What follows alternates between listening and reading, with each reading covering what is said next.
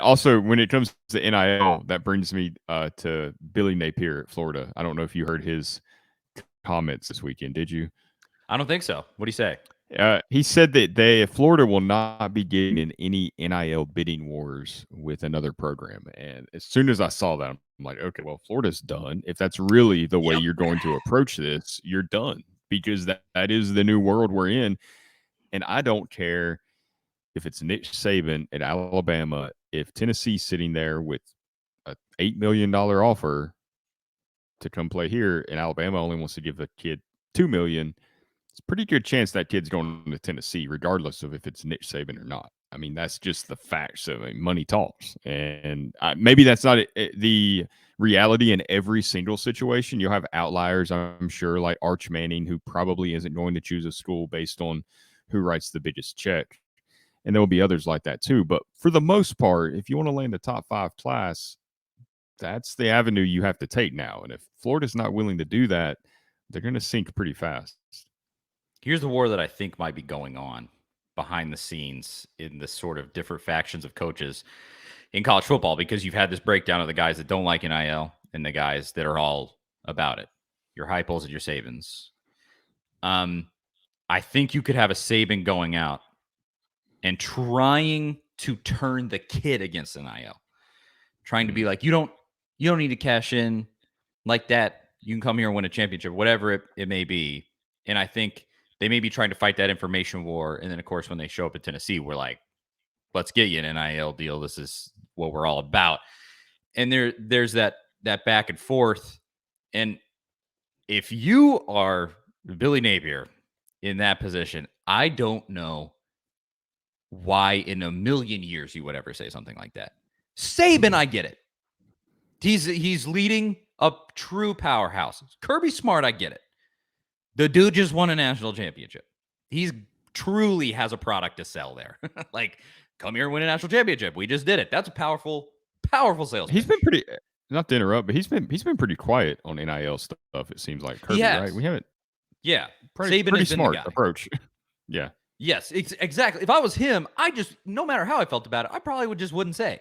I would just leave it to when the kid shows up. Like, nothing to gain. Yeah, I mean, it just bow. I mean, it's kind of what Heupel has done. He's just kind of bowed out of it and just been, we do what we do.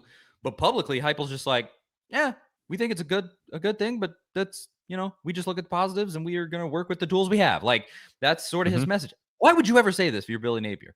Why would you go out and say to a kid, that stuff goes around, and he basically, travels through the pipeline and goes like, well, you can go to Tennessee. They might cut that check, but you go to Florida, you're not going to get anything like that. And like, that's again, a powerful sales pitch to these kids that, I mean, just think if you're a high schooler, how powerful this is. It doesn't matter if you are poor or you are rich or anything at all. You have somebody set a contract down in front of you that goes, in the next 4 years, we're going to pay you $800,000. You go, okay. I have no money at all. Potentially even my family has no money with some of these guys. It's totally life-changing. And think of the power of that in these kids' minds. And to have Billy Napier going out and be like, we're not going to get in a bidding war with NIL. Don't even ask. I'm not doing it. What are you doing? If I was a Florida fan, I would be absolutely indignant. That's an insane thing to say. Ridiculous. Billy Napier is not equipped to handle the SEC media. He's not. I've seen that. Or no, it was before the later signing period, I believe. He told a press conference, he said, yeah, we might not have a very good recruiting class, or we might not land all the guys we want, or something like that. I'm like, what? Just like this, like, why say that? And it's just such a contrast between him and Josh Heupel, where Heupel's not necessarily like the most polished guy in press conferences. He's kind of got some nervous tics. He coughs a lot. He's usually chewing on something. He's not, Nick Saban up there where he's kind of commanding the press conference, but he's also pretty smart guy. Like, he's dealt with the media a lot, dating to his days back as a player. He was under a lot of pressure as a former star player turned offensive coordinator at Oklahoma. He's dealt with a lot of tough situations in his career, and he knows how to handle the media. He knows, kind of like you said, He knows what to say, when to just be quiet on an issue, when to let it go, when to speak up. He's just more well equipped to handle the SEC media than Billy Napier, based on what I've seen so far. And Florida, they will eat him up. They did it to Dan Mullen. They've done it to every coach down there. There's your little grace period, the honeymoon period.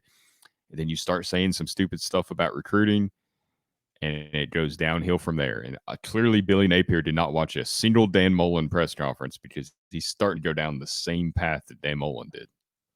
Here's a prediction for you, just in the feeling of what's going on.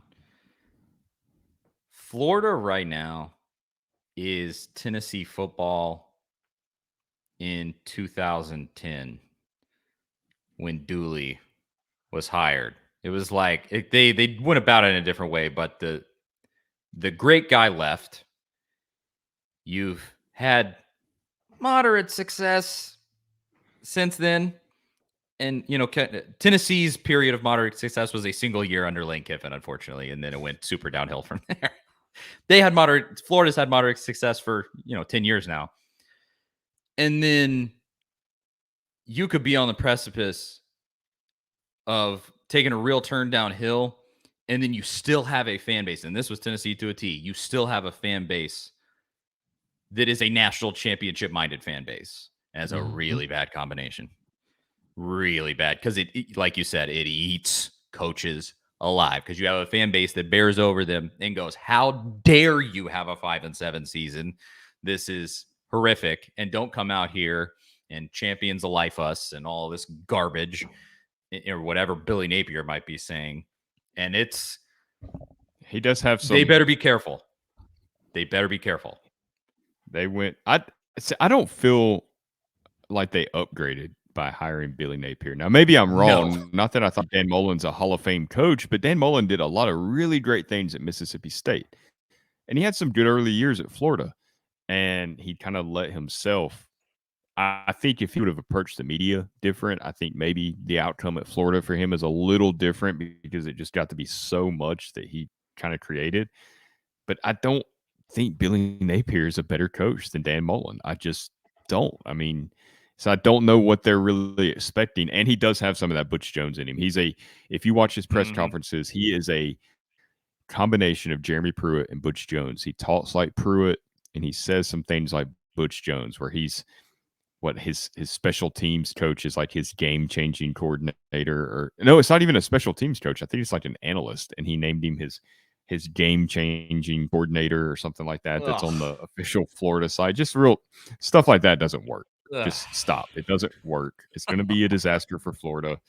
And that's another reason that it feels like Tennessee athletics or Tennessee football has a real chance to shine here, because they, Florida's kind of trending down, and it doesn't look good for them at this time. I'm sure Florida fans will disagree if they make their way into their comments here with us, but they're kind of trending down while Tennessee's trending up. And you see the SEC predictions this year from a lot of media. Most of them have Tennessee finishing second, Florida down fourth or fifth. It's not just kind of inside our Tennessee bubble that feels this way. It seems like most kind of see the Gators trending that direction. Just be careful. That is my advice to Florida. I'll be honest, I'm definitely going to post this up on YouTube as a clip now. You've given me the idea, Zach. Without a doubt, the thumbnail is going to be side by side Billy Napier and Butch Jones with an equal sign in the middle. And then it's going to say, is Florida the new Tennessee, or something along those lines. We're going to try to bait these Florida folks into it.